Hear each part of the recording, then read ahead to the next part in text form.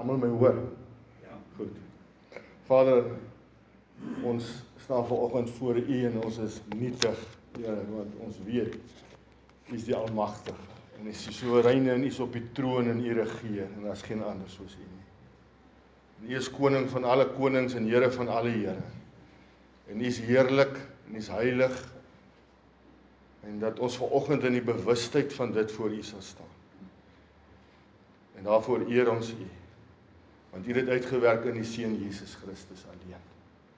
En Here, wanneer ons vanoggend na die woord kom en ons praat oor die woord, is ons begeerte dat U verheerlik word, dat Christus verhoog word en opgelig word en verheerlik word. En dat U ons harte net dieper sal trek, Here, as waar ons nou is in die pad saam met U.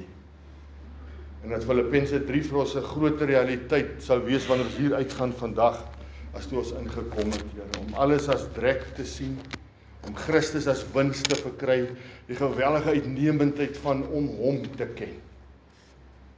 En dis die doel, Here, sodat Christus in ons uitgewerk word en gestalte verkry.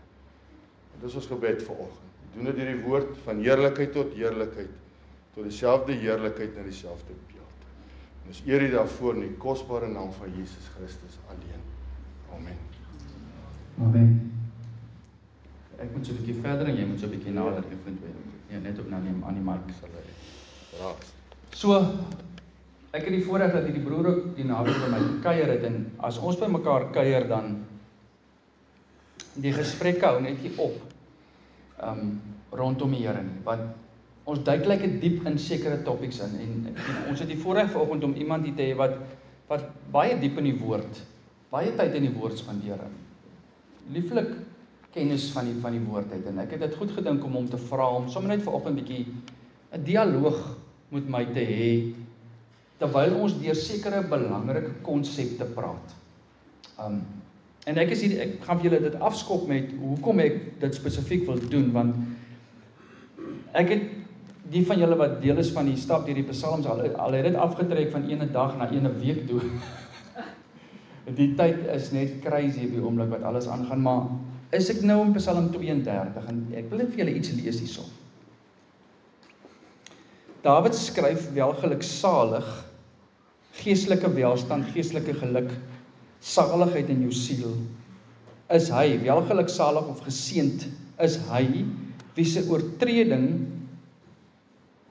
vergewe word. Wie se oortredinge vergewe word. Wie se sonde bedek is. Welgeluksalig is die mens aan wie die Here die ongeregtigheid nie toereken nie, en in wie se gees geen bedrog is nie. Sonde word nie toegereken nie, dis vergewe. Sonde is bedek.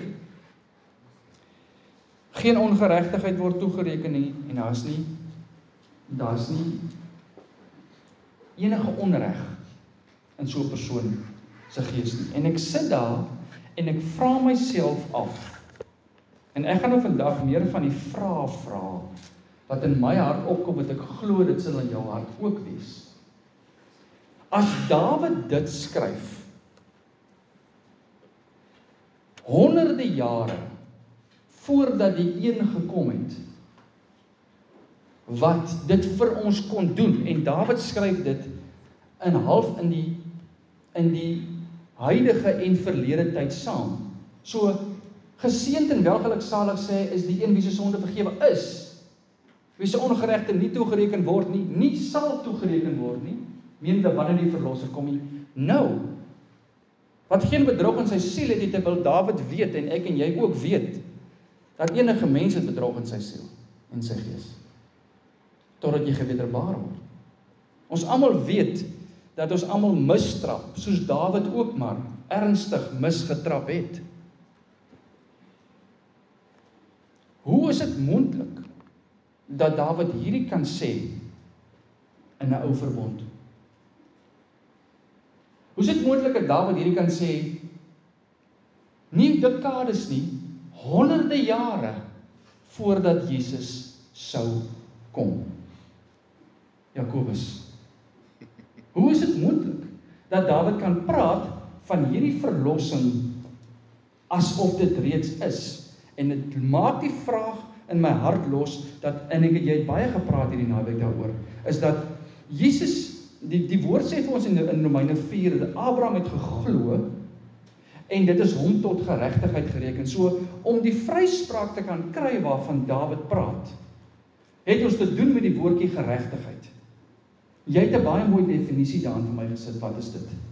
En ons sien dit altyd as, om to be in right standing with God, om in die regte stand met hom te wees, sonder dat ons geskei van hom, en nou is die voorhangsel geskeur, en ons staan aan die regterkant, voor die Vader, en ons kan daar kom staan op grond van iets wat Jesus gedoen het, maar hier het ons te doen met iemand wat dit sê in die Ou Testament, en ons het te doen met Abraham, alhoewel hy die vader van geloof noem, wat geregtigheid toegereken is, to be in right standing with God, honderde jare voor hy sou kom. Hoe sien ons dan geregtigheid in die Ou Verbond? Hoe sien ons geregtigheid in die Ou Testament? Hoe verklaar ons geregtigheid dat Dawid so 'n stelling kan maak? Goed, ek dink ons het nou so gepraat hierdie naweek, so ek gaan nou net aansluit en met sekere goed raak. So ek wil net gou dit sê dat baie keer dele ou goed, maar jy moet die Here vertrou met jou hart te werk. Ek dink ons het in 'n ding verval half van gemeentelewe dat bou staan nie voor, bou bedien ons en bou moet klink klaar alles vir ons duidelik maak. Maar weet jy, die grootste seën wat jy kan ontvang is jy op jou knieë voor die Here kom en hierdie woord vat en jy begin worstel voor die Here met hierdie woord oor goed wat jy nie verstaan nie. Wat niemand vir jou duidelik maak nie, maar wat die Here in jou hart vir jou wil openbaar, want hy werk met openbaring. So ek gaan nou sommer begin met ek wil eintlik eers iets oor Adam en Eva sê, nou wil ek graag met Abraham begin, omdat Romeine 4 van Abraham praat. Maar ons het 'n bietjie gepraat oor 'n definisie van geregtigheid. So jou algemene definisie, die mees wat is die regte woord wat ek nou soek? Maklikste definisie. Verstaanbare definisie is, daai woordjie beteken om reg te staan met God. Dis wat hy nou gesê het van right standing. Maar daar's 'n ander woord wat ons met daai woord kan vertaal, en dis die woord volmaakte onskuld. En elkeen van ons het volmaakte onskuld voor God nodig om reg met hom te kan staan. Hoekom het ons volmaakte onskuld nodig? As 'n ou nou gaan kyk na die sondeval, en dis nou graag waar ek wil begin. En ons begin by Adam en Eva, dan sien ons Adam en Eva het geregtigheid gehad. Hulle het volmaakte geregtigheid met God gehad, daarom kon daar 'n verhouding gewees het. En die oomblik toe sondeval kom, in Genesis 3, en sonde intree, dus daai volmaakte verhouding gebreek en hulle geregtigheid wat hulle in God gehad het. En onmiddellik, toe staan hulle in skuld in sonde voor God. En toe staan hulle nie meer volmaak onskuldig voor hom nie. En elke liewe mens op hierdie aarde, as ou nou dink aan, ek wil net gou Romeine 3 vers 10, want Romeine 3 vers 10 is eintlik maar die kern van wat dit is. Dit sê vir ons, daar's niemand regverdig voor God nie. Niemand. Daar is niemand regverdig nie, selfs nie een nie. Daar is niemand wat verstandig is nie. Daar is niemand wat God soek nie. Ja. Ons sê baie keer, nee, ek wil net by dit aansluit, maar ons sê baie keer, dan sê ons wanneer ons met iemand deel, dan sê ons, maar hierdie ou moet nou die Here begin soek. Hy kan nie. Die Here moet 'n werk in sy lewe kom doen voordat daar 'n soeke kan ontstaan in sy lewe om te soek na die ware lewe in Christus. Anders kan hy nie. En nou sê ons baie keer vir mense, ja, maar jy moet net die Here soek, maar as die Here nie in sy lewe besig is, kan hy nie soek nie. Die woord is duidelik daaroor. So nou sit ons met die probleem van skuld. So almal is in skuld, almal is nie regverdig voor God nie. Nou moet ons by volmaakte onskuld uitkom. So ons is volmaak skuldig. Absoluut volmaak skuldig voor 'n lewende God. Die effek van dit is dat jy gaan die Here op een van twee maniere ontmoet. Jy gaan die Here ontmoet as jy waarlik wedergebore is, gaan jy die Here ontmoet in heerlikheid. Die ander kant is as jy nie is nie en jy staan nog steeds skuldig voor God, want wedergeboorte bring my in volmaakte onskuld. Want as ons die woordjie geregtigheid gebruik, dan moet ons verstaan dis 'n persoon. Baie keer dink ons geregtigheid is iets, is Christus en geregtigheid.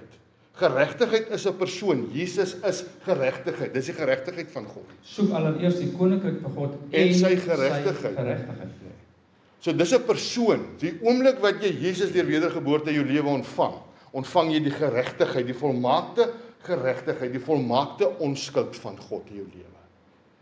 En ek dink hoekom ons daaroor praat in 'n sekere sin, hoekom Boude wil aanraak. Weet jy die implikasie vir mense wat sit in kerke wat dink hy's reg.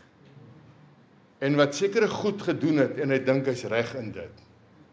Soos byvoorbeeld, ek gaan nou 'n ding noem, ek weet ek noem dit dalk vir die verkeerde mense, maar ek wil dit net noem. Soos byvoorbeeld mense wat dink ek is as 'n baba gedoop, nou is ek 'n verbondskind deur die doop, nou is ek reg met God. Maak jou nie reg met God nie. Glad nie. Daar bestaan nie so iets nie. Jy het Jesus Christus nodig in jou lewe, want hy is die volmaakte geregtigheid en volmaakte onskuld. Kan ek dit gou vinnig, want ek wil net gou, ek het gedinge gaan vir Willem gebruik, nou is Willem weg. Praat net met die mic.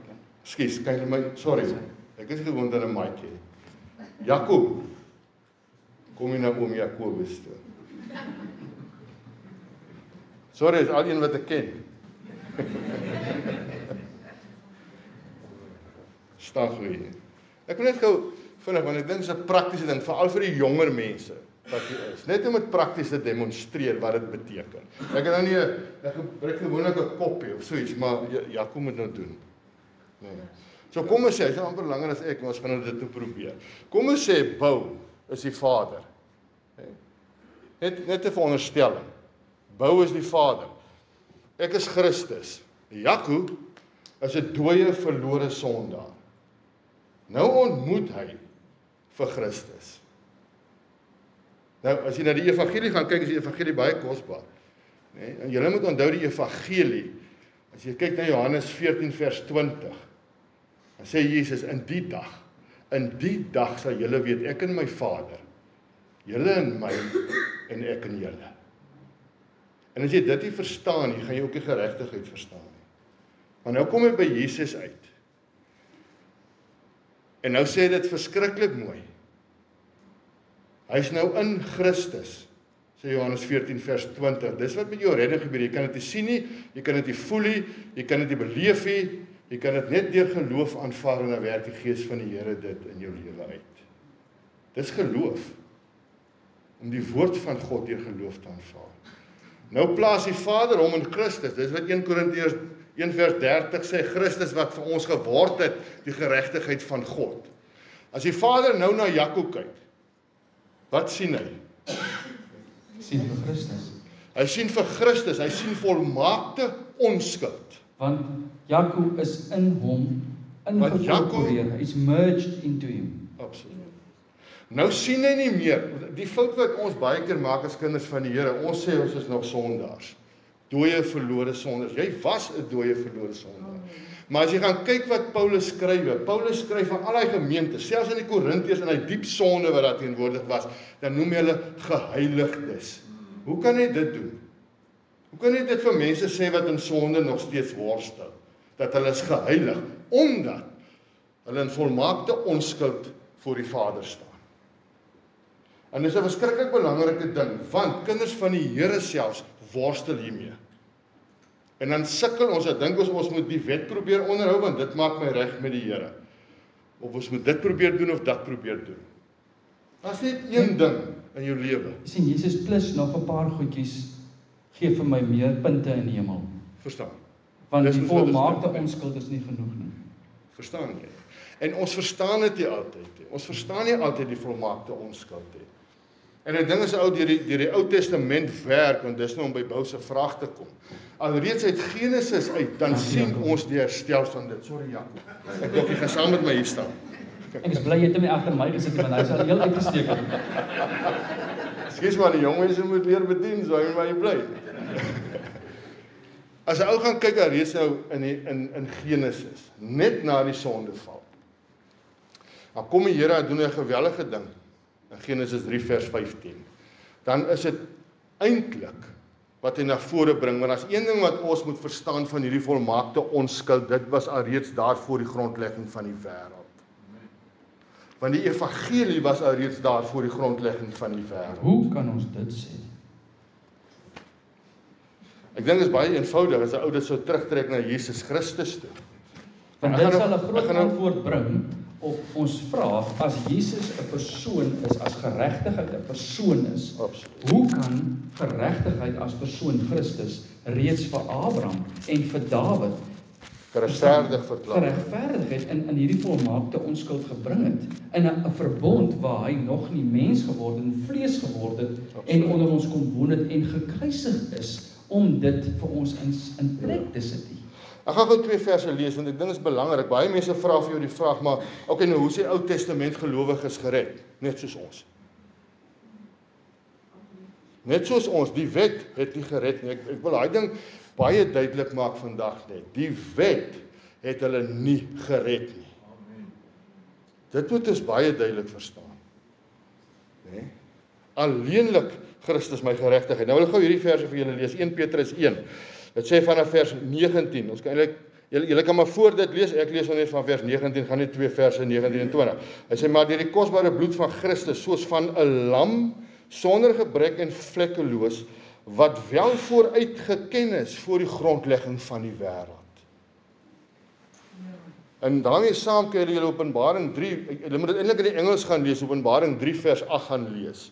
Want Openbaring 3 sê vir ons, of 13 vers 8, sê eintlik vir ons dat die lam wat geslag is, was reeds voor die grondlegging van die wêreld. So net omdat hy gebore is as mens, maak hom nie toe lam. Maak nie dat dit die dag is wat hy begin het nie. Nee. Hy was reeds van die begin af daar. En niks het ontstaan sonder dat hy dit nie tot stand gebring het nie. En daarom kan ons reeds in die Ou Testament sit met ware geregtigheid. Daarom kan dit in die Ou Testament al bekend gemaak word. Daarom kan aan Abraham gesê word 430 jaar voor die wet. Dan word daar reeds gesê Abraham, dit is hom tot geregtigheid gereken, maar dan moet ons die vraag kan vra, wat het hy geglo? Wat het Abraham geglo? Want sonder dat jy in hierdie verlossingsplan en in hierdie lam glo, is dit onmoontlik om daardie geregtigheid te ontvang. Want dis wat Romeine sê. Romeine 3 sê dit al in 'n sin, Romeine 5 praat daarvan. Hy praat van die gawe van geregtigheid. Hy noem dit 'n genadegawe. Dink daar by vers 17, vers 16 praat hy van 'n genadegawe, vers 17 praat hy van die gawe van geregtigheid. Dis 'n gawe, is iets wat God jou gee. So ek wil net gedink, ek wil eintlik by Romeine 1 ook net vinnig aansluit daarmee. Maar as jy gaan kyk, reg in die begin, Genesis 3 vers 15, net na die sondeval, dan kom die Here, dit doen hy 'n geweldige ding. Dan sê hy, almal ken hy vers van die slang, wat hom in die hagskeen sal byt, en die saad wat uit die vrou na vore gaan kom, gaan die slang se kop vermorsel. Toe sit ons al met volmaakte skuld teenwoordig, en Vader God kom en hy sê, maar ek het 'n plan, wat volmaakte onskuld gaan bring, en sy naam is Jesus Christus, want die saad wat hy al reeds in Genesis 3 vers 15 van praat, was die seun. Galasiërs praat van een saad, en sê, dit was Christus. En toe slag hy 'n lam. En toe slag hy 'n lam. Net daarna vir hulle. En terwyl hulle wegkruip in hulle sonde, toe sê hy, hier is alreeds die teken van die verlossingsplan. Reg in die begin, die teken van die verlossingsplan, wat iemand die voorreg gaan hê om te sien manifesteer. En daar het hy alreeds hulle sonde bedek. Want hy het hulle bedek. Hulle het eintlik gestaan in hulle eie geregtigheid. Nee, ons probeer dit mos almal baie keer doen, eie geregtigheid. Toe probeer Adam en Eva dieselfde ding doen, toe bedek hulle self met vye blare, so hulle probeer hulle self bedek in hulle eie geregtigheid. Sê God, dit gaan nie werk nie. Geen mens kan staan voor God in sy eie geregtigheid. Die Paulus sê dit in Filippense 3 ook. Hy sê sodat ek nie staan in my eie geregtigheid nie, maar in die geregtigheid van God. Nee. Toe kom hy wat jy nou genoem het. En die Here moes 'n dier geslag het, of dit nou, daar staan ons nou 'n dier, ons weet nie, dalk was dit 'n lam, of en toe bedek hulle met die vel, en God sê, maar ek het my eie bedekking, waarmee ek jou gaan bedek, wat geregtigheid is, en dis Christus, Romeine 13 ook van praat, bedek jou, beklee jou dan, met Christus, want hy is die ware, volmaakte onskuld van God. Een se bloed vloei vir almal, vir volmaakte vryheid. Vir almal, dwars deur die bank, ek dink dalk sê daar mense wat glo in die uitverkiesingsleer, ek glo ook in die uitverkiesingsleer, ek glo almal is uitverkies. Maar wat maak jy met die evangelie? Dis waar die kern lê. Jy sien, as Jesus my voor die grondlegging van die wêreld gekies het om deel van sy verlossingsplan te wees, dan is dit soos 'n geskenk wat hier staan, 'n gawe wat ek kan kies. Hy het my uitverkies. Die vraag is, kies ek hom ook uit? Aanvaar ek hierdie offer wat vir my gebring is? En dis verskriklik belangrik wanneer ons die evangelie ook deel. Nee. Weet jy, daar's die evangelie, ek bring dit maar net so stukkie in. Daar's die evangelie wat ons met mense deel, dan kom ons by mense en sê vir hulle, hoe lank trek die dan? Sê vir hulle, nie te ver nie. Die Here is so lief vir Tannie, hy is so lief vir Tannie, hy is verskriklik lief vir Tannie. Nou maar prys die Here, hy is so lief vir my, as hy sorg dat ek in die hemel kom. Dis wat ons doen. Maar as jy handelinge deurwerk, en jy werk deur die evangelie, dan gaan jy sien, nêrens ooit was dit die evangelie wat verkondig was. Nêrens. Hoekom nie? Want die evangelie is 'n krag tot redding. Nou gaan hy aan in Romeine 1 vers 16 as hy dit sê. Vers 17. Dan kom hy by die kern. Hoekom is die evangelie 'n krag van God tot redding? En sê, want hier in hierdie evangelie word die geregtigheid van God geopenbaar deur geloof. En dan haal hy vir Habakuk aan. Die regverdige sal deur die geloof lewe. Dis die krag van die evangelie, is geregtigheid. Jou hele lewe, ek noem dit maar net by, maar jou hele lewe, of dit nou aanbidding is, of dit jou wandel is, of dit jou stand voor die Here is, of dit jou gebedslewe in jou binnekamer is, of dit jou toetrede en toenadering tot God is, en of jy verstaan die feit wat Hebreërs 10 van praat, dat hy vir jou 'n nuwe lewende weg geopen het, tot in die allerheiligste, en dan sê hy, waardeur ons deur volle geloofsversekerdheid toetree. Jy kan nou vir jou vanoggend self die vraag vra. Verstaan ek die geregtigheid van God, en het ek dan al deur volle geloofsversekerdheid toegetree tot in die allerheiligste? Want jy moet dit deur geloof doen. Nee. Al die goeders in jou lewe staan op die gronde van ware geregtigheid. Volkome onskuld. Volmaakte onskuld. Want net die hoëpriester kon in die allerheiligste ingaan, nadat hy vir homself ingetree het en ook geoffer het, met die hoop dat daar nie ietsie onheilig agtergebly het en hy sou sterf in die teenwoordigheid van die allerheiligste God nie. Ja, maar dat klokkies ingesit. Ja. En toe skeer Christus vir ons die voorhangsel van bona onder, geen mens skeer om nie, hy skeer om van bona onder 'n dik robbevel om ons weer toegang te gee om in volmaakte onskuld self in te gaan in die allerheiligste. Ja. Nie deur 'n priester of deur 'n medium nie, maar in verhouding, soos Jakob gestaan het agter jou, Jakob in jou, hy in Christus. In Christus het ons die toegang, want hy raak die hoëpriester wat vir ons invat daarin. Ons kan nie op ons eie daarin gaan nie. Selfgeregtigheid kan, jy sal dood neerval daar, soos die hoëpriester sou, as hy sonde gehad het. Geen mens kan in die teenwoordigheid van God staan in jou volmaakte skuld nie. Maar omdat Christus dit kom doen het, skep hy in homself die ark van volmaakte redding om jou op hierdie storm binne die allerheiligste in te vang. Daarom sê die Nuwe Testament ook, ek praat van die geregtigheid van God. So net die seun nie, want hy is God. Dis die geregtigheid van God wat ons al lees in die Ou Testament sien. Maar ek wil net die tweede ding genoem, hoe jy die Here kan ontmoet. Die man wat nog nie die Here Jesus ken nie, wat nog nie wederbaar is nie, en nog hierdie volmaakte geregtigheid en onskuld ontvang het, die gaan die Here in woede en in oordeel ontmoet. En ek in sy toorn. En ek dink ons moet verstaan, want weet jy wat, dit vorm deel van die evangelie, maar dit wil ons nie vir mense sê nie. Nou wil ek vandag net goed dit sê, ek hoop julle as gemeente is nie so nie. Want as dit waar is, dat julle nie met mense hieroor wil praat, is julle liefdeloos. En skaam ons vir die waarheid van die evangelie. Wat Romeine 1 sê, skaam my nie. As jy waarlik liefde in jou hart van Christus het, gaan jy met iemand die volle evangelie deel.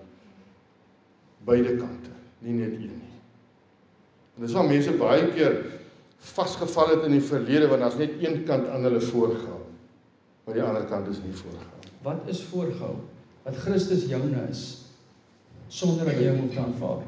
Ek dink ons het in die verlede in baie gevalle die evangelie gehoor wat die helfte waar is, om te sê Jesus het gekom, het vir ons sondes kom sterf, het die skuld gedra, het dit vir ons weggeneem, het die straf op hom geneem, en dan stop ons net daar.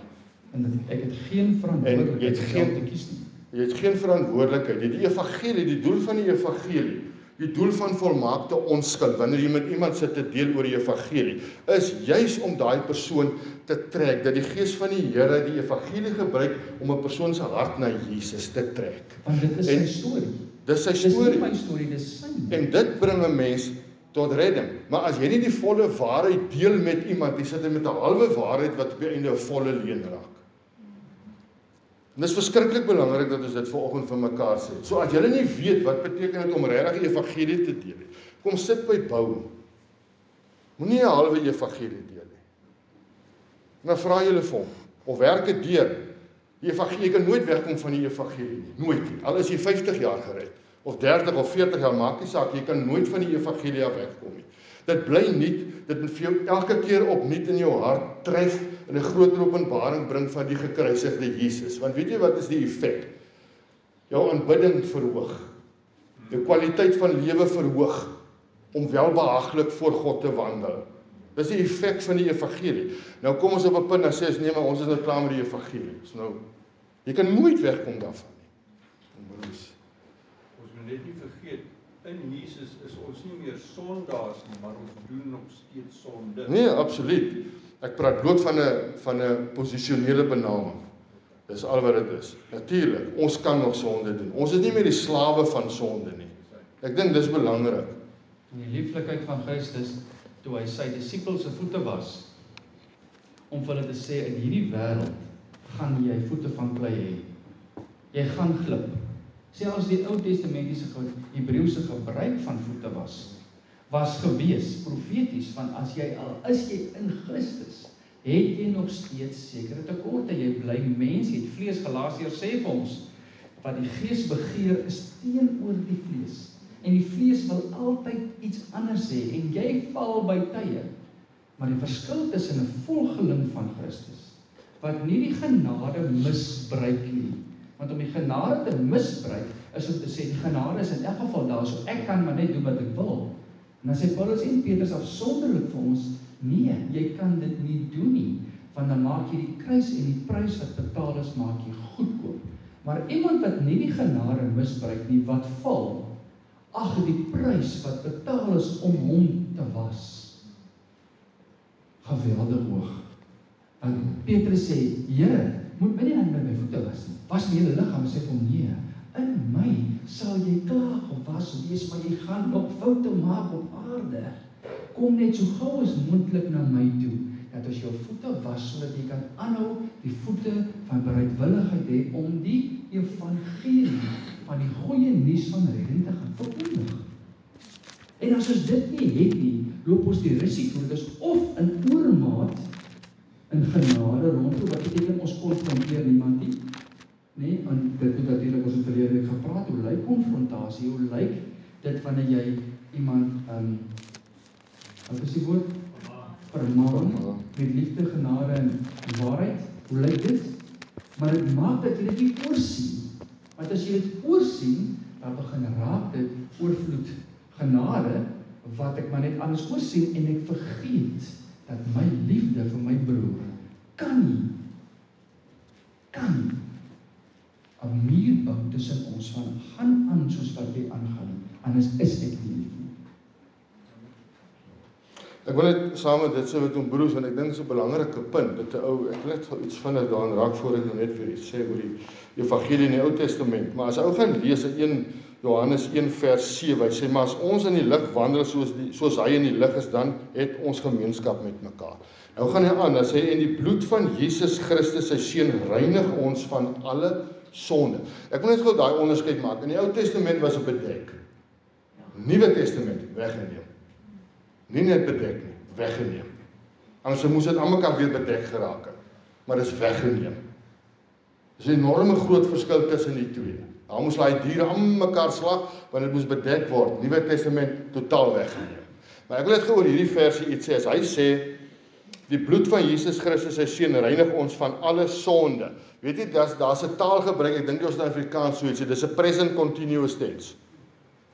Dis dieselfde as Efesiërs 5:18 wanneer hy sê, moenie dronk word van wyn nie, maar word met die Gees vervul. Dis ook in 'n present continuous tense. Dis being filled.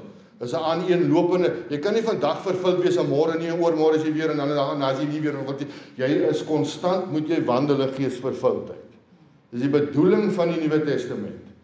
Nee? Nou hierdie wat hy hierso sê, en sy seun reinig ons van alle sondes in presies dieselfde taalgebruik geskryf. Dis 'n being cleansed. Konstant. Soos wat jy saam met die Here wandel. Dit maak dat ek nie meer 'n sondaar is nie. En nou, jy kan nog steeds sonde doen. Maar ek wil dit ook net noem, want ek dink baie keer, ek sit baie keer met mense, as hulle verward oor hierdie ding van, as ek nou sonde gedoen het, en hoe moet ek nou, is dit nou oor my redding, is dit waaroor gaan dit, hoekom moet ek vergifnis vra? Want ek weet as mense wat sê, nee, jy hoef nie meer vergifnis te vra nie, stem nie met dit saam nie, en ek gaan sê, hoekom? En 'n voorbeeld gebruik, om nou dat weer vir Jaco roep. Maar as jy gaan kyk, jou belydenis van sonde nou, na wedergeboorte, gaan nie oor jou redding nie. Jou vergifnis het ingetree die dag toe jy wedergebore is, alles. Die verlede, die nou, die hede, al jou sonde vergewe, klaar, weggeneem. Nou wanneer jy nou sonde sou doen, dan gaan vergifnis oor verhouding. Gaan oor die verhoudingsaspek, om dit rein te hou. Dis soos 'n kind wat, as Jaco nou vir Michiel so kwaad gemaak het, as hy so 'n bietjie apaties gehet. Nee. Is Jaco nog steeds sy kind? Absoluut. Het iets in die kindvader verander? Niks. Hy bly nog steeds kind. Nou kom hy na sy pa toe. Nou sê hy vir sy pa, papa, ek was verkeerd. Ek wil dit regmaak. Onmiddellik is die ding wat daar was, weg. Het gaan oor verhouding. En vrymoedigheid. Kom dan met vrymoedigheid na die troon van genade, om daar te ontvang genade en barmhartigheid. Sê Hebreërs. Sonder daai vrymoedigheid, wat doen ek? Ek loop en brom, skaam kwaad daar buite oor wat ek gedoen het. Nou moenie net vir my sê nie, as ek nie jou vir my te sê vir voor jou eie weer. So kry jy dit so gou as moontlik uit die pad uit. Sê Here, jy het gesterf, ek dankbaar, maar ek besef ek het 'n fout gemaak. Dankie vir vergifnis en staan op en beweeg aan. Ek wil net gou, want ek weet ons vat nou hier en daar, so, want ek dink dis die lekkerte van sommer net so 'n gesprek. So ons is nie vanoggend om te preek nie. Ons is hier om te praat oor hoe lyk Jesus in die evangelie in die Ou Testament. Onvoorbereide Hou nou op afdwaal. Sorry man.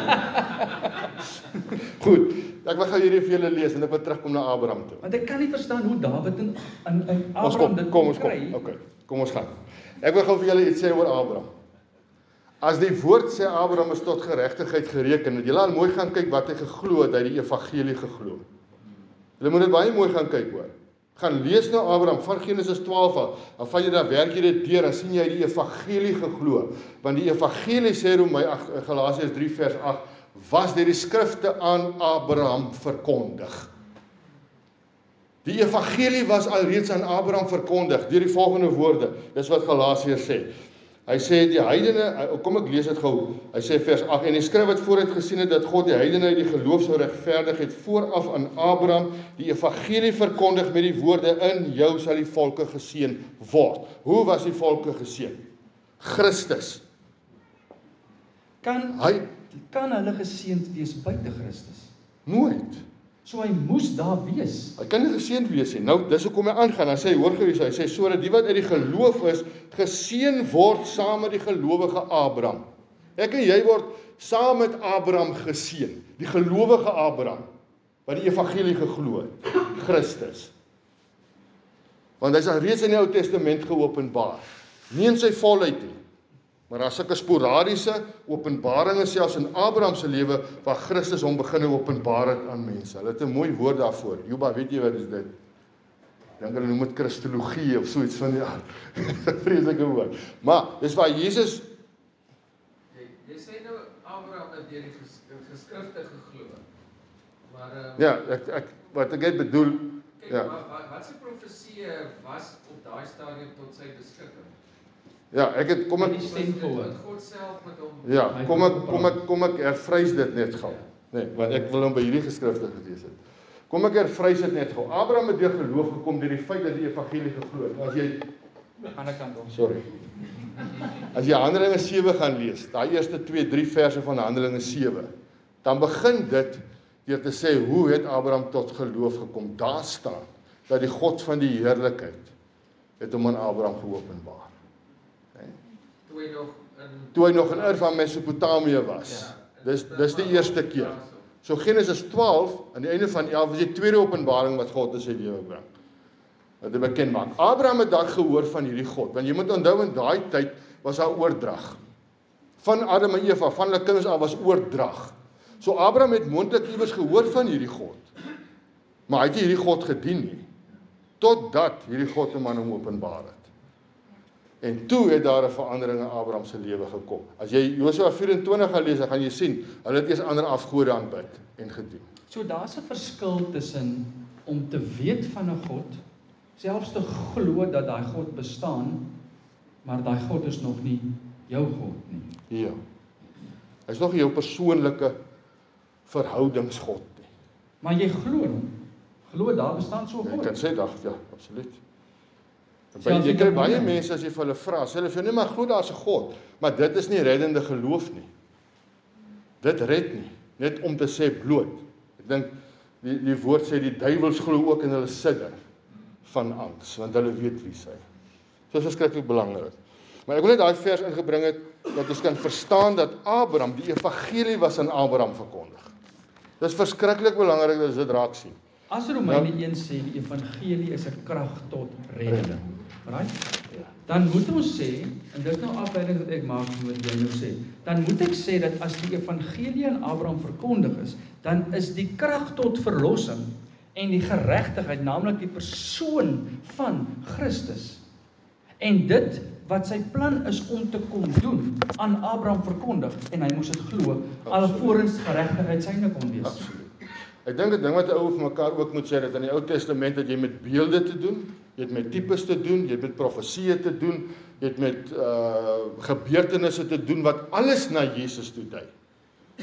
Alles, want dis hoekom hy vir hulle Lukas 24 vir die Emmausgangers kon sê, dit staan daar, hy het die skrifte aan hulle verklaar van Moses af wat op hom betrekking het. So hy het aan hulle verklaar wie's hy in die Ou Testament. En dit kan ons nie vergeet nie. Daarom was Jesus al reeds daar. Hy sê in ek dink in die Engels skryf dit baie mooi in Spreuke 8, dan sê dit, hy was die behaag van God toe die goed geskape is. Hy was van die begin af daar gewees. So die evangelie wat hier staan, is die feit dat hy is bekend gemaak. Nie in dieselfde volheid van die Nuwe Testament nie, maar die punt bly staan, die evangelie was aan Abraham verkondig. En daarby kan ons nie verbykom nie. En as jy nou verder gaan kyk, jy kom by sy seun. En nou sê Galasiërs vir ons in hierdie woorde, en in jou sal die geslagte van die aarde geseën word. En daai woorde is die evangelie aan hom verkondig. Isak. Nou kom jy by Isak, ja. Né? Maar hierdie is nou Abraham. Hierdie is nou Abraham, né? So dis 'n terugverwysing eintlik na die een saad wat Genesis 3 al van praat. Né? Nou kom ons by Isak. Wat die enigste seun van Abraham was, wat uiteindelik Christus. Want ons praat nou nie van Ismael nie, ons praat nee. gebore Isak. Seun van die belofte. Seun van belofte. Seun van die belofte. Isak, né? Nou kom jy by Isak. As jy nou Isak gaan lees in Genesis, sy verhaal, dan gaan jy sien, dan kom God na Isak toe. Wat doen hy met Isak? Hy sê vir hom presies hierdie selfde woorde. Hy sê vir Isak, dan sê hy vir hom, in jou sal al die geslagte van die aarde geseën word. As Galasiërs waar is om te sê, dis die evangelie wat aan Abraham verkondig is, het God die evangelie aan Isak ook verkondig. En dan kan jy na Jakob toe gaan. As jy by Jakob kom, dan sien jy presies dieselfde woorde wat God met Jakob sê. Hy sluit dieselfde met hom. So wat kan ons vir mekaar sê? Hy het aan Jakob die evangelie verkondig. Julle kan dit gaan lees. So die God van Abraham, Isak en Jakob het homself aan hulle die evangelie verkondig, so niemand kan sonder onskuld wees dat God hom nie geopenbaar het aan hulle. Absoluut. Ja. Niemand. En dis wat die Nuwe Testament ook sê. Sê. Ons kan nie sonder onskuld staan nie, want God openbaar hom. Absoluut. In Christus nou ja. aan mense. Aan mense. Dan dieselfde as hy begin by Abraham deur te sê dat die God van die heerlikheid het hom openbaar. Dis waar die Nuwe Testament begin. Ons het heerlikheid op heerlikheid aanskou, waar in Christus. Genade op genade, dis die seun. Nou word hy net in sy volheid geopenbaar. Maar ons kan nie by die punt verbykom nie. Weet jy hoe die Ou Testament gelowiges gered, hoe is Abraham gered? As ou nou, want Bou het 'n verskriklik kosbare ding gesê van in die verlede tyd. Julle moet Jesaja 53 vat, gaan werk Jesaja 53 deur. Dan gaan jy sien die hele Jesaja 53 staan in die verlede tyd geskrywe, honderde jare voordat die kruis al was. Staan in die verlede tyd geskrywe asof dit alles klaar afgehandel is. Hoekom? Want dit het reeds gebeur voor die grondlegging van die wêreld. Soos in die hemel is so op die aarde. Dit het net uitdrukking kom verkry. Klaar afgaan was nie 'n B-plan nie, dit bly 'n A-plan. En ons moet dit duidelik kry. Hy het net vlees geword. Hy het net vlees kom word, maar hy was die lam. Hy was reeds die lam. Hy was reeds die verlossingsplan van die begin af was hy die verlossingsplan. En hy was aanbid. Nog voor die grondlegging van die wêreld was hy al reeds aanbid as die lam wat geslag is. So gaan ek en jy vir hom aanbid, so word hy nou, soos ons hier staan in die hemel aanbid as die lam wat geslag is. Jy kan nie troon en kruis skei nie. As jy Openbaring 5, jy kom by vers 6, daar staan daar, hy het die troon gesien en in die midde van die troon een soos die lam wat geslag is. Jy kan dit nie skei nie. Verskriklik belangrik vir jou lewe. Jy kan nie volmaakte geregtigheid of volmaakte onskuld met troonskap skei nie. Dis 'n ding op sy eie wat hou. Ek noem dit net vir julle. Maar ek wil nou gou net iets anders ook sê. As 'n verskriklike mooi, maar ek kan nie so lê. As 'n verskriklike mooi ding vir my oor as ons nou kom by moet ek vinnig kry gou bou. Weet julle waar staan die gedeelte Genesis 49? Dink ek. Ons daar kom. Nou jy vra dan vir ons of jy jouself die antwoord. Sorry man, dis maar my geaardheid. Ekskuus. Kom ons lees gou Genesis 49. Genesis 51. Nee, 49. Nou kom Jakob en hy seën sy kinders. Nee, Genesis 49. 12 stamme seën hy vir hulle. Dan kom hy by Juda. Ek wil gou hoor, jy moet nou hoor hoe seën Jakob sy seun Juda. Hoor gou. Vers 10 sê: Die scepter van Juda, die scepter sal van Juda nie wyk nie, nog die veldheerskap, nee, tussen sy voete uit, totdat, hoor nou mooi wat staan hierso, totdat Shiloh kom. Nee, dan sê hy, en aan hom, aan wie? Aan hierdie Shiloh wat gaan kom, aan hom sal die volke gehoorsaam wees. Wie is Shiloh? Wie het al daai vers gelees in die Ou Testament? Nie bekommerd wees, ek het dit nie reg gelees. Maar dit is my verskriklike tikke. Shiloh is al 'n aanduiding na Christus toe. Totdat Shiloh kom, en die volke sal aan hom gehoorsaam word. Nee, wat doen Jakob? Wat doen Jakob oor Juda? Hy gee vir hom hierdie hoop van 'n redder. Hy gee vir hom hierdie hoop, dis die evangelie. Die Ou Testament gelowiges het tot geloof gekom deur te glo en die hoop wat in hulle was oor dit wat sou kom. Ons is net mooi andersom. Ons glo in dit wat klaar gebeur het. Maar dis dieselfde geloof. Want dis dieselfde evangelie. En uit die stam van Juda is gebore. En uit die stam van Juda het Dawid na vore gekom en uit die geslag van Dawid. Want Dawid het 'n belofte ontvang. Op jou troon sal vir ewig een sit en uit hom het gekom Jesus Christus, die redder. Ons plan was nog altyd daar. Van die begin van Genesis tot aan die einde van Openbaring is die verlossingsplan in plek op een manier en ek wil nou uitkom by dit. Ons tyd loop stadig van seker uit Jakobus. As God die volk deur Moses uitvat uit Egipte uit en vir hulle belofte gee van 'n beloofde land Kanaan. En hulle trek uit en almal wat uitgetrek het, trek nie in nie. Nou wil ek weet hoekom nie. En dit in samewerking met Jesus wat sê by die wederkoms gaan nie almal wat sê Here, Here gaan die koninkryk van die hemele ingaan nie, maar net die wat die wil van my Vader gedoen het. Verduidelik vir ons die ooreenkoms tussen daai twee en antwoord die vraag van hoekom nie almal nie? Ek dink eintlik as jy Hebreërs 4 gaan lees, het jy 'n antwoord. Want hy sê deur hulle ongeloof. Hulle kon nie ingaan weens hulle ongeloof nie. Wat moes hulle geglo het? Ek gaan vir julle iets lees. Want in 'n sin het hulle dit verwerp. Israel. Toe hulle 3 maande later, na hulle uitgetrek het, by die berg Sinai kom, was God se hart dat hy homself aan die hele volk wou openbaar. Dit was sy hart. Toe sê hulle vir Moses, nee, as ons hier, dan sterf ons, gaan jy maar. Dan gaan hoor jy. Nee, dis baie ons ook is. Bou gaan hoor jy nie maar wat die Here sê, kom preek jy Sondag vir ons. Nee? So gaan hoor jy nou en dan kom sê jy vir ons wat sê die Here. Nou sê die Here die volgende vir Moses en dis vir my 'n pivot. Dis vir my regtig 'n kern in die Ou Testament wat Israel ook aanbetref.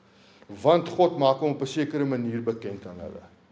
Hy kom in Eksodus 20, dis waar hy die wet aan Moses gegee het. Maar voordat hy die wet gee, sê hy eers iets anders. Ek wil julle moet baie mooi na luister. Hy sê vers 1, of kom ek lees van vers 1. Hy sê, toe het God al hierdie woorde gespreek en gesê, ek is die Here jou God, wat jou uit Egipte land, uit die slawehuis uitgelei het. God openbaar hom in die eerste plek, as 'n redder en 'n verlosser, voordat hy 'n God is wat vir hulle 'n wet gee. So die evangelie van die krag van redding, word bekend gemaak in dit. Hier maak hy die evangelie bekend. En hulle het dit gemis. Ek is 'n redder, voor ek 'n God is wat wette maak. Verstaan? Dis die kern van daai 2 verse, wat net daarna, dan sê hy, jy mag geen ander gode voor my aangesig hê nie. Toe begin gee hy die wet. Maar hy het in die eerste plek vir hulle gesê, ek is 'n God wat julle red. Voordat ek 'n God is wat vir julle 'n wet wil gee. Wat dit bring verhouding. En daai storie, ons het daai storie nodig. Absoluut. Ons het 'n God wat ons uit slawerny uitgelei het. Absoluut. Maar toe hulle voor die keuse kom, en die 12 gaan in, die verspieders, in die land. Toe dit wat God reeds vasgemaak het, as redding, reeds vasgemaak het as die beloofde uitbestemming, het 10 van die 12 gesê, nee. 10 van die 12 het gesê, nee. 2 het gesê, dis klaar, ons sin. Ons moet dit net beerwe. Ons moet net glo, soos Abraham, se geloof, Abraham het geglo, en dit is hom tot geregtigheid gereken. Daai manne moes net glo, en die stamme onder hulle sou volg, want hulle was die uitverkorenes van hulle stamme. Hulle moes net aan die verlossingsplan, die evangelie, geglo het, om die beloofde lande in. Was God so onregverdige God, dat hy gesê, julle lyk as hulle in die woestyn lê? Was hy so onregverdig, of het hy gesê, julle het die keuse gemaak, om in of uit te bly? Selfs toe met die koninkryk van die hemele. Dit is my keuse dat julle inkom, ek het dit reeds beskikbaar gemaak vir julle. Maar dis julle keuse of julle dit wil ingaan, en of julle lyk op die aarde gaan agterbly. Maar die evangelie was 'n stem, is dit reg? Die evangelie is 'n persoon, dis die krag, dis die storie van Christus, dis die verlossingsplan. Maar dis 'n woord. Dis 'n woord. Die evangelie is 'n woord. Daarom kan ons op 'n plek kom wat ons baie keer sê, nee, maar ek leef dit maar net, die mense moet sien. Jy kan nie, want die evangelie is 'n woord, en daai woord is Christus. Daarom sê Paulus, hy sê Kolossense 1, hy praat in 2 Korintiërs 4, sê hy presies dieselfde. Hy sê, ons verkondig Christus. Hy sê, ons verkondig Christus, want hy is die evangelie. Hy is die gekruisigde een, hy het al hierdie goed vir ons aan 'n kruis uitgewerk. Hy is die volmaakte geregtigheid wat elke mens nodig het. Verstaan, dan kan jy nie net 'n halwe evangelie verkondig nie. En daarom kan ons nie net preke lewer oor humanisme en wêrelduitkyke en dinge hoe die gees van die tyd verander nie. Ons moet die heeltyd, as Paulus by die Korintiërs kom en sê, ek het gekom om niks anders onder julle te weet as Christus en hom as die gekruisigde nie. So wanneer ons die evangelie wil verkondig, moet ons besig wees met Christus, en dit moet by ons mond uit, ons hart moet dit glo, ons mond moet dit uiter, anders is dit nie die evangelie nie, en ons is besig met 'n vals lering.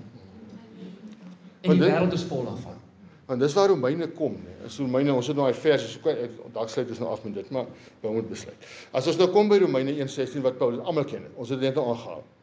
Nee, die evangelie wat 'n krag van God tot redding is, en dan praat hy van die geregtigheid wat daar, hierdie volmaakte onskuld wat daarin geopenbaar word. Hoekom? Hoekom het ons die volmaakte onskuld nodig? Ons het dit in 'n sin beantwoord. Maar nou gaan hy vir ons sê, want weet julle, ons dink baie keer die Here moet my red van die hel, of die Here moet my red van sonde, of waarvan ook al. Al my slegte gewoontes Of al my slegte gewoontes, of wat dit ook al, dis waarvan die Here my red, as hy my red. Maar hoor gou hierdie versie.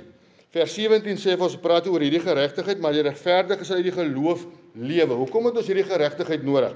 Vers 18 van Romeine 1, want die toorn van God word van die hemel af geopenbaar. Julle geweet, as jy Romeine 5 vers 9 lees, God red jou van sy toorn. Hy red jou van sy woede en sy oordeel.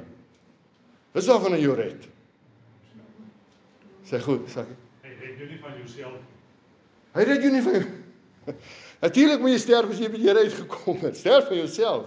Maar dis jou keuse. Dis jou keuse. Hy red jou van sy toorn en sy oordeel, is waarvan hy jou red. Wat uitgespreek is in Genesis, alreeds uitgebring het by die sondeval. Wat sal gebeur met hierdie vloek van die sonde wat oor jou sal kom, as jy sou staan met die skuldbrief nog steeds teen jou naam, by die wederkoms, dan sal daar toorn oor jou kom. Dan moet dieselfde ding wat oor Jesus gekom het, toe sê, hy het geword vir ons dit, en toe hulle dit sien, het hulle angsbevange geraak, dit gaan oor jou moet kom. Daai toorn en daai vloek gaan oor jou moet kom, tensy jy die verlossingsplan, die evangelie aanvaar, wat jou in die ark sit, bo op die vloed.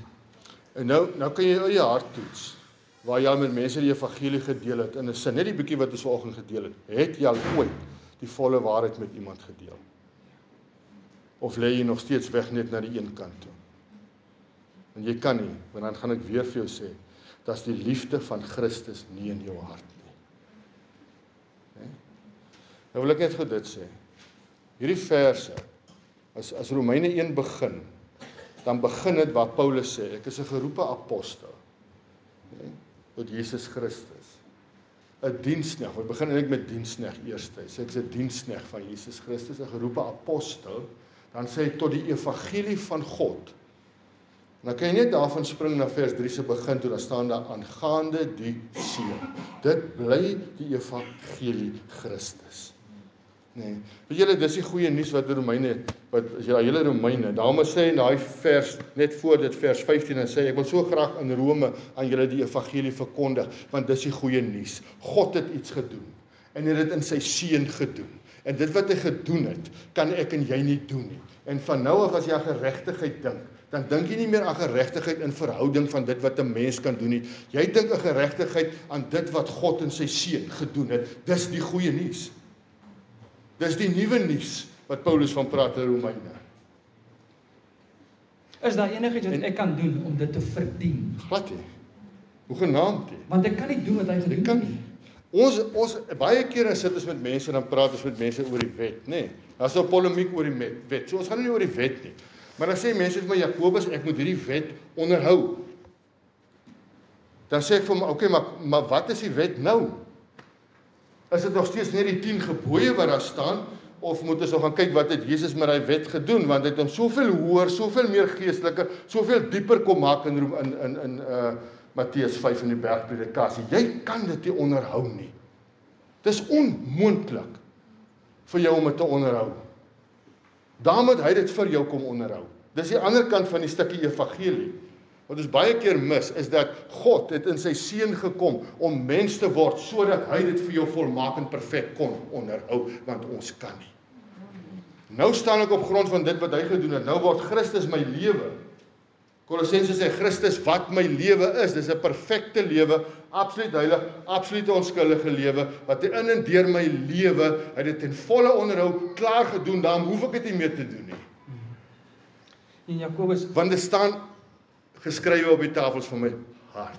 dit is soos 'n speedo teenoor 'n onesie. Weet jy wat 'n onesie? Ja.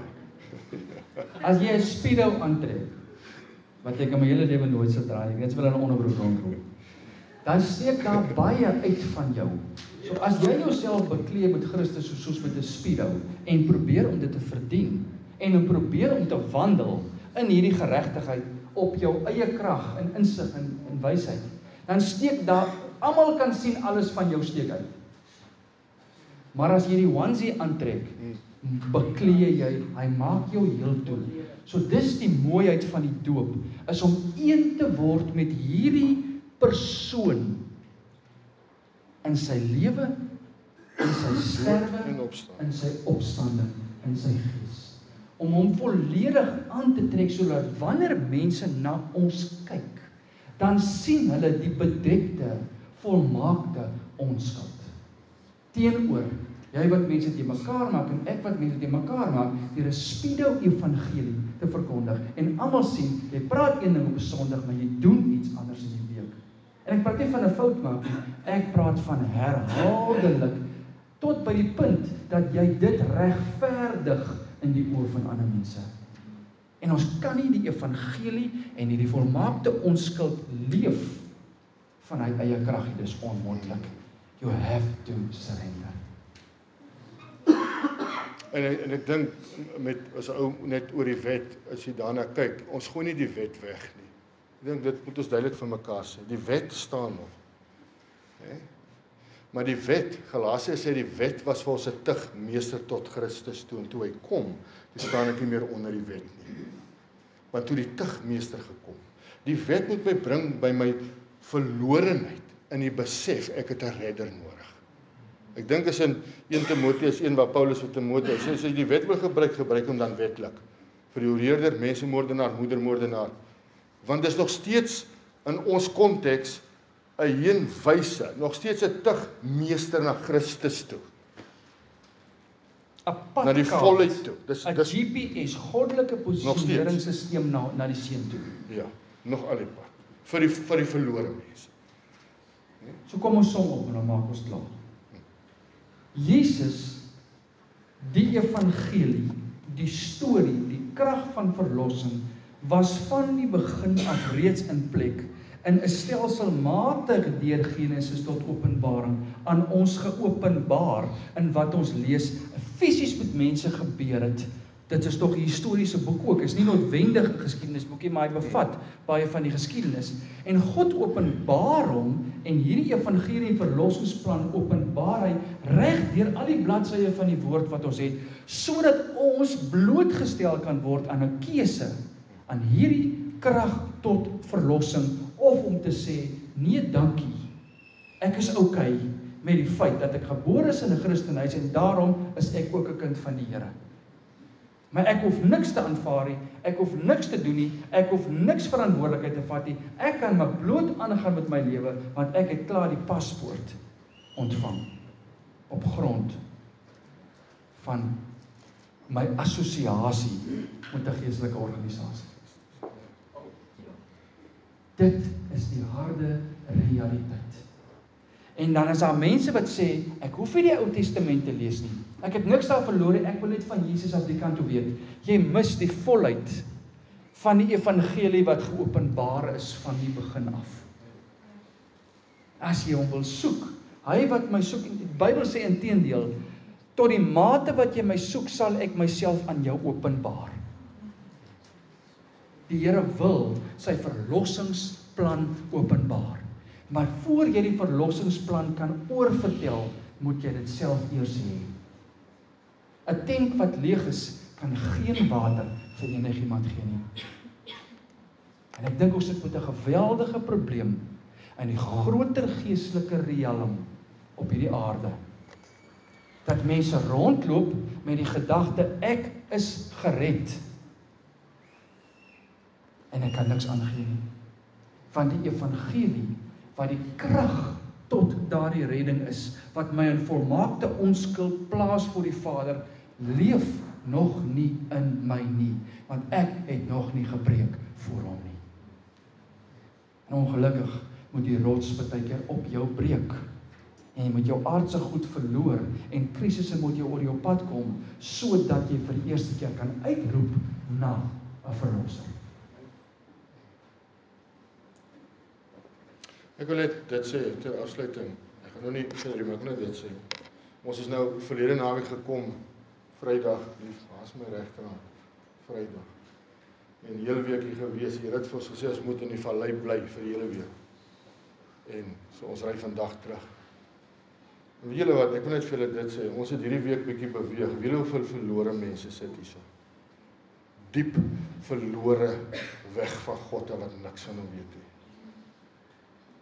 En as ons hier gaan voor die Here kom, om te sê, Here, maar U sal ons moet gebruik om hierdie vallei, en of het nou Slanghoek is, en of die Breerivier, en of nou die Olifantsberg, of het nou Woester, of wat het ook al is, ek bid vir Drosdui.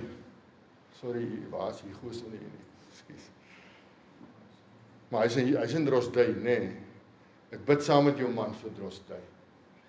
En weet julle, ek het hierdie afgelope tyd in Drosdui gesien, hoe verlore onderwysers en kinders is. En ons kan nie apaties staan van dit nie. Julle as gemeente kan nie apaties staan van die verlorenheid wat in hierdie valleie is. Want die evangelie leef in ons. Verstaan? En julle het 'n verantwoordelikheid om Christus uit te dra aan die mense om julle. En weet julle wat, ek wil julle aanmoedig, want ek sien 'n ding hierso. Nee, soos ons nou beweeg. Ek praat met my hart uit. Sorry Bou, jy kan hom maar afsit as jy wil afsit. Ek wil net iets van my hart af kry. Ek sien hoe baie mense bou verhouding met ander mense, maar hulle bou nie evangelie intensie verhoudinge nie. Dis praatjies, dis die kant toe, is daai kant toe, is al wat dit ding is. Maar ons bou nie evangelie intensie verhoudinge om met 'n mense verhouding te bou, dat ons kan verstaan, ek moet met Jesus by hom uitkom nie. Nou kom ons vir jare met mense aan. Jy kom vir jare met jou vriende aan. Jy het nou al die Here ontmoet, maar nou kom jy vir jare met jou vriende. Jy brei nog saam met hulle, kuier nog saam, praat oor dit, praat oor dat, praat oor alles. Maar ons praat nie oor Christus nie. Die grootste uitdaging bly jou familie. Maar jy het 'n verantwoordelikheid. My grootste uitdaging was my pa gewees. Hy het kwaad geraak vir my as ek met hom oor Jesus Christus begin praat. Tot op die dag wat die Here sy hart geopen het en hy die Here ontmoet het. En julle sit met dieselfde verantwoordelikheid in hierdie vallei. Julle het nie 'n keuse nie, want eendag gaan julle voor die lewende Here staan en ek sê nie dit gaan die vraag wees nie, maar my hart is net so vermoed, hy gaan dalk vir jou vra, wat het jy met die evangelie van my seun Jesus gedoen? Jy het nie 'n keuse nie, julle met julle vriendskapsverhoudinge, moet julle die Here vertrou, dat dit op 'n ander manier gebou raak, want dit sal met evangelie Christus gesentreerd raak. Evangelies gesenter. Dat jou verhoudinge wat jy bou met 'n man moet gebou word met die doel, ek wil hom win vir Jesus. En as hy by Christus is, dan stap ons saam met mekaar deur die valleie van doodskaduwee. Want daar is valleie van doodskaduwee in ons, elkeen se lewens en elkeen se harte. En as ons dit bekend maak aan mekaar, wat die volgende probleem is ons maak dit nie bekend aan mekaar nie, want niemand moet my skandes weet nie, niemand moet my swakhede weet nie. Wat 'n leuen. Niemand kan saamstap as hulle nie my swakhede weet nie. Is dit mense wat totaal verlore is, of dit wat 'n verkeerde begrip het van wat hulle glo, wat jy agtergekom het, want dit is nogal, dit is wat mense sien. Nee, hulle is, ek het kan ek nou sê, Verstaan heeltemal, ek dink as 'n praktiese ding wat 'n ou kan doen, nê. Kom ons, as Jesus sê, as julle my naam voor die mense bely, sal ek julle naam voor my Vader se engele bely. Nou baie keer kom jy in 'n situasie, soos wat Tannie nou noem. Dit is nie nodig dat jy daai ou direk net eenvoudig konfronteer nie, maar jy moet nog steeds Jesus intensie bou. So ek begin bely net, Marel, ek het nou deur die jare, sorry, ek wil nou nie my vrou nie, maar deur die jare het ek gesien hoe die Here haar gebruik met verhoudingsbou. Sy het 'n doodnatuurlike manier wat die Here deur haar werk, sy begin bely net Jesus se naam. En sy begin bely net wat het Jesus in haar lewe gedoen, sy bely net wat hy nou doen. Sy begin bely net oor hoe hy sonde vergewe het. Nou konfronteer jy nie die ou nie. Maar dit maak vrae wakker. Jou getuienis, dit maak vrae wakker vir ander mense. Ja. Verstaan, daar's 'n getuienis wat ek eendag gehoor het van lieflik was van 'n vrou by ouer huis gekom het. Sit daar 'n vrou daar op 'n bankie. Sy het nou ringe aan, nou moet sy haar ma by die ouer huis inboek. Nou vra die vrou vir haar, maar mevrou, jy dan mooi juweliersware toe. Sy sê ek koop 'n ring verder voordat Jesus terug of totdat Jesus terugkom. Nie 1 ring verder nie. En daai vrou sit hier agter en dis al wat sy gehoor het. En die vrou maak klaar en sy stap uit by die ouer huis se deur en daai vrou staan op en sy stap agter hy vrou aan en sy stop haar. Sy sê ek het gehoor jy bely Jesus se naam. Ek ken hom nie, maar ek wil meer hoor. Nee, bely net sy naam. As jy in 'n vriendekring sit, begin bely sy naam. Jy gaan dalk teekanting kry. Jy gaan dalk vriende verloor ook. Maar ek en jy kan nie vriendskappe wil behou oor Jesus Christus en omdat ons mense wil probeer behaag nie. Hoekom hou jy jou Jesus vir jouself? Was die vraag wat 'n moslemleier wat die evangelie moes ondersoek om 'n teenplan te kry vir Islam. En die Here dop hom onderste bo. En hy begin verkondig hierdie plan. En hy huil terwyl hy getuig en hy sê, "Why do you keep your Jesus for yourself?" Net omdat jy bang is vir die vervolging daarvan. Dis 'n evangelie, dis 'n krag tot redding in my en jou lewe eerste. En wanneer dit waar is in ons, kan jy nie anders as om dit te wil aangee vir iemand anders nie. Jy kan nie anders, my pa het gesê, 'n ware kind van die Here kan nie stil bly nie. Hy kan nie stil bly nie. Hy moet iewers by 'n plek. Ons kan lekker gesels oor die reën, in die boerdery, rugby en alles, maar daar kom 'n punt wat jy net nie anders kan nie. Jy moet begin praat oor wat die Here doen, want dit borrel in my en ek is so bly. Jesus het my lief. En ook vir daai persoon, maar ons hoef niemand te slaan met die Bybel nie. En ons hoef niemand aan sy keel te gryp nie. En ons hoef nie kruistogte te doen om ander gelowe dood te maak of enige van die goed in die verlede gebeur het nie. Ons hoef net te getuig van hierdie redding, hierdie krag, hierdie volmaakte onskuld wat vir ons gegee is aan 'n kruishout van Golgotha. Maar watter groter liefde kan daar wees as 'n man sy lewe aflê vir sy vriende? En kom ons lê ons lewens ook af, al word ons gekruisig deur vriende, om hierdie goeie nuus aan te gee. Waar baie ander beklei oor sekere goeders en sê, ek is hier vir beklei nie. Ek is hier met plan met jou te deel wat in my lewe uitspeel. En om dit as 'n geskenk aan te bied. Kom ons gaan na hierdie evangeliese man toe. Hy het die antwoorde wat ek en jy nie het nie. Mag dit waar wees. Ja, kom ons baie dankie vir die saamgesels vandag. Mag dit waar wees in ons elkeen se lewe hierdie week. Mag die Here vir jou geleenthede skep wat jy weet hierdie is nou my afspraak met die ander persoon. En mag jy jou die skaal van die evangelie en die krag en mag jy hom vol vloei deur jou lewe. En mag jy die verlossing voel in jou eie hart en sien gebeur in iemand anders se hart. Die Here sal jou seën en jou behoed. Die Here sal sy aangesig oor jou laat skyn en jou genade. Die Here sal sy aangesig oor jou verhef en aan jou sy vrede gee. En nou mag die genade van ons Here Jesus Christus en die liefde van God die Vader en die gemeenskap van die Heilige Gees met julle elkeen wees en bly. Amen.